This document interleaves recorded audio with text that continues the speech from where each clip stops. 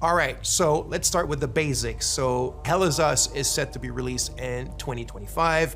It's for pretty much everything. So Xbox Series X, PlayStation 5, and PC. So the game is a bit of a take back to games from the 1990s. We're a team of passionate people. The average on the team is like 20 years of development experience. So we're from different generations and we have a lot of love for how the games in the 90s were made and how they were played and experienced, especially the fact that there was no hand holding, there was no silver plattering. You kind of had to figure stuff out by yourself. You were really in control of your exploration and your own discoveries. And this is what we're trying to do in Hell is Us.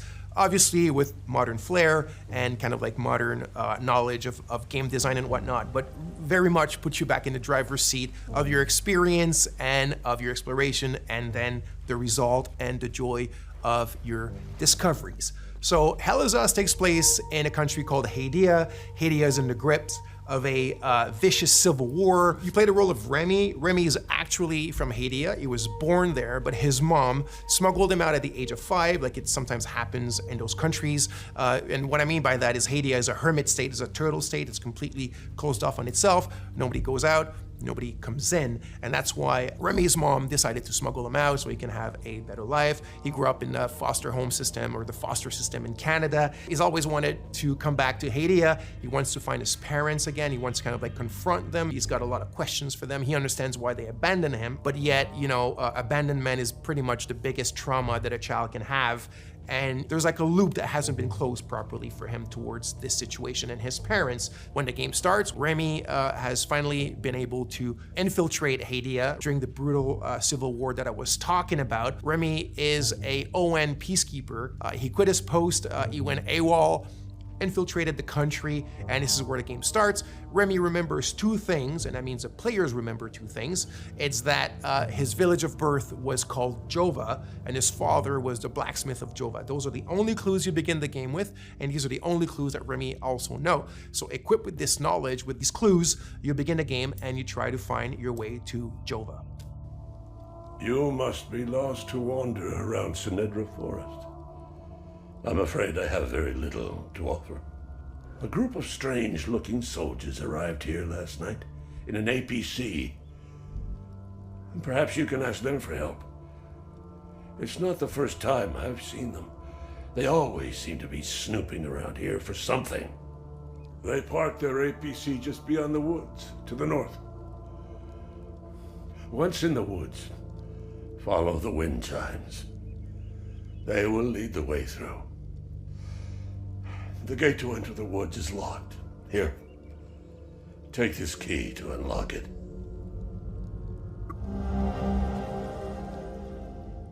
Okay, so let's talk about this design philosophy that I've mentioned earlier, which is, I said the word silver plattering, is something that I had been thinking about for quite a few years, and the team as well, which is, if you look at modern day or contemporary adventure games and RPGs, pretty much everything is given to you on a silver platter. What I mean by that is when you explore, everything appears in front of you. You have your compass on top of you that's like a sixth sense, like a magical sense that detects, all the caves and all the cool stuff around you and the towers and this and whatnot. It just appears magically, and you have your map, and you have your mini map, and you have your quest markers, and you have your objective markers, and you can drop your own markers, and you have your quest journals, and it just never ends.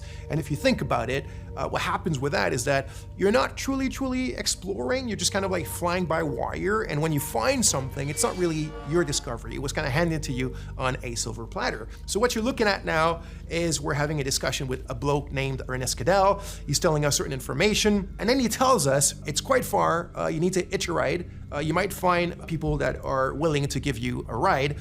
It's up to the north of my house, so you're gonna have to use your compass, but your real compass, right, with the coordinates on it, north, south, east, west, blah, blah, blah, and follow that. And he tells you that in the Lost Woods, in order to find your way out, just follow the wind chimes. He says, I've attached them there for my kids when they were young because they kept on getting lost in those bloody woods. And then he tells you, follow the sound of the wind chimes and you'll find your way on the other side of the woods. That's how we do it. It's very organic, it's very realistic. Someone in real life could have told you the exact same thing. So the environments, the visuals of the game are not just there to illustrate, they're there to communicate. So you need to play the game, you need to open your eyes, you need to open your ears to what NPCs tell you, and you'll find your way, and you'll discover things, and you will truly own your discoveries and the great joy that comes with that.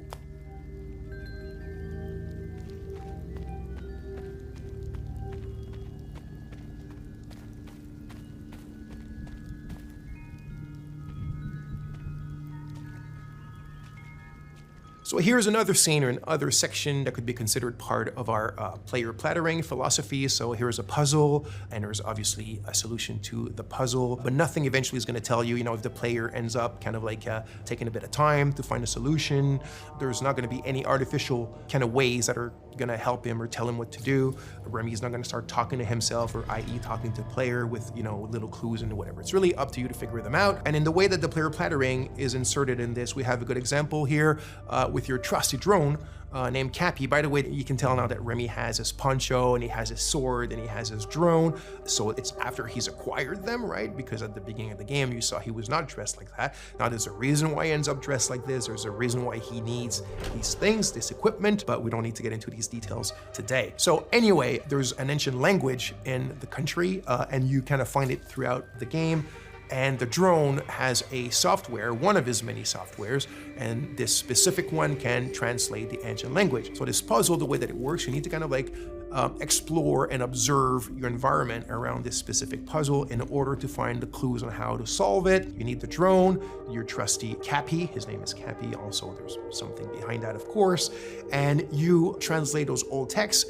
It gives you little passages of a poem or a psalm or something like that, and through what they tell you and the order in which they seem to have to be pieced back together, you find your clues on what this puzzle does and how to solve it. So again, the players are kind of like just led to their own devices, but things are there, the answers are there, and you have to explore. And again, I repeat it, you have to open your eyes and open your ears, and you'll figure it out.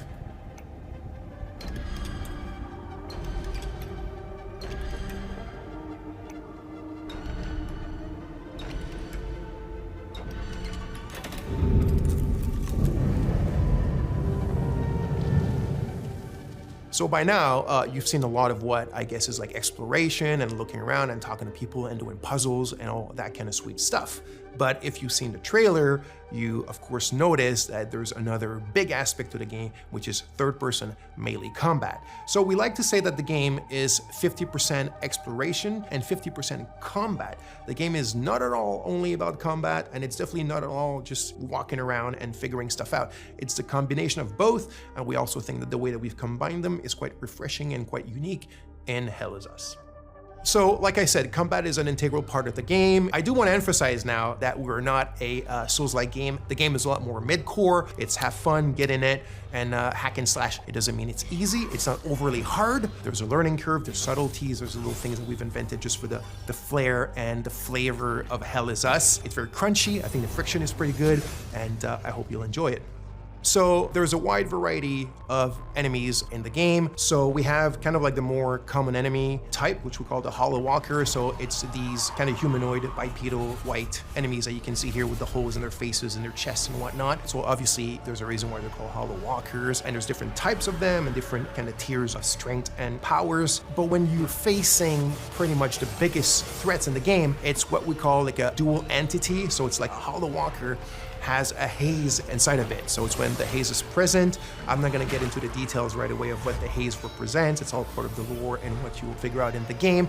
But when you're facing a combo like these dual entities, and it can go to like 3 of them, 4 of them, there's the herders, there's the fervents, and different types like that. But that's when you really need to master the combat system. That's when you start having to use all the tools and techniques at your disposal. The drone has tons of skills to upgrade it, and the drone is very much your little sidekick to help you in fighting multiple enemies at a time. He's not a sidekick in the sense where he talks and he has an AI. He's very much a drone that has its own protocol to do this crowd management during the combat. So you have your different weapons, you have your limbic skills, attack to weapons, which is basically you consider as your magic, even though in the game it's not considered magic, there's kind of like a scientific base to them. But that's when you really need to master all the little subtleties of the combat system, use all the tools in your arsenal and at your disposition, and get in the melee with these kind of dual or triple or quadruple entities and being able to manage them and be victorious.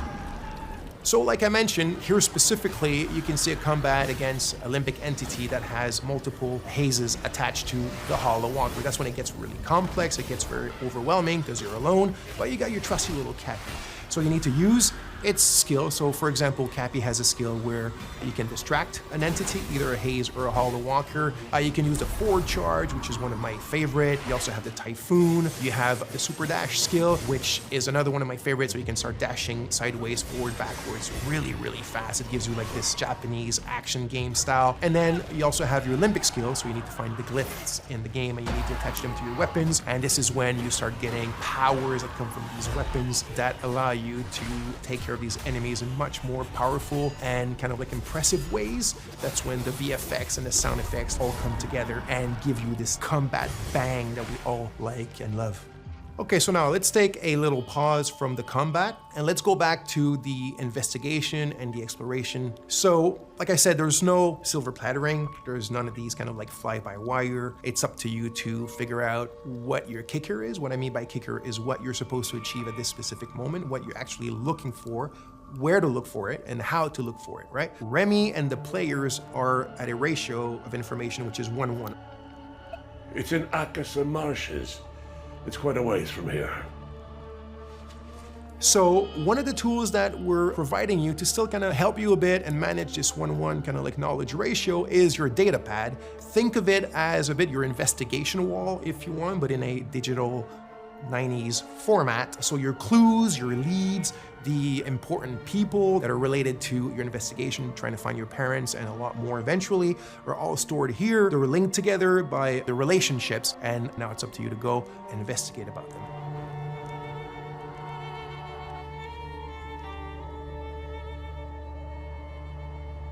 So as you can see here, some of the areas can be quite wide opened. This one here called the Casa Marshes is one of the bigger ones. And as I spoke quite a bit already, the game doesn't hold your hand or doesn't really tell you where to go. So out of your main leads or clues or ideas that you have in your head of what you're supposed to do or where you're supposed to go at any given moment, you will also be attracted by a lot of points of interest or just little things in the environment that pique your curiosity. And as you walk towards them or explore, that's when you'll start also making a ton of like peripheral or side discoveries on your own, things that you cannot solve right away, or things that you might think that there is a thing to be done with it when there's none, and it's all part of the fun stuff and the kind of like experience that we're providing in the game. So as you can see here, there's a tree with people that have been hung. Like I said, this takes place during a very vicious civil war between two different ethnicities in the countries that are still basically the exact same people. And you found this tree. It's actually not part of the Golden Path or not part of something tremendously important in the game, but there's still something around it. There's still something to be found, and it's probably linked to more stuff that you can do in relation to it. But that you had to do your own exploration to find it, and even more of your own exploration and investigation to figure out what it's linked to and what you can do from it if you want.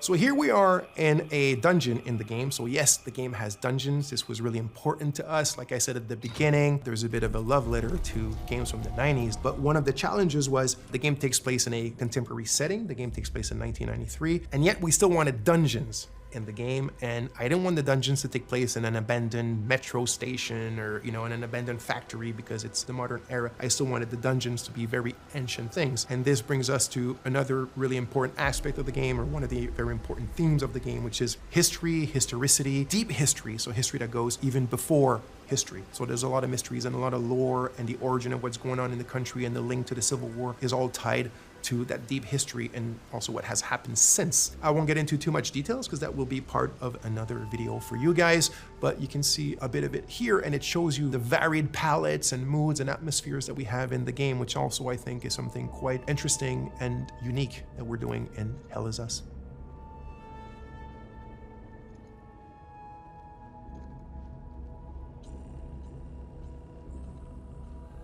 Thanks a lot. Thanks for being with us. I hope you enjoyed it. I'm extremely grateful to have you guys following us, the team as well. So just to repeat, the game Hell Is Us will be released in 2025 as Xbox Series, PlayStation 5, and PC. And there's a lot more coming soon about the game. This is just the beginning. We'll explain other aspects of it and get into sometimes a bit of the minutia. So stay tuned and speak to you soon. Thank you.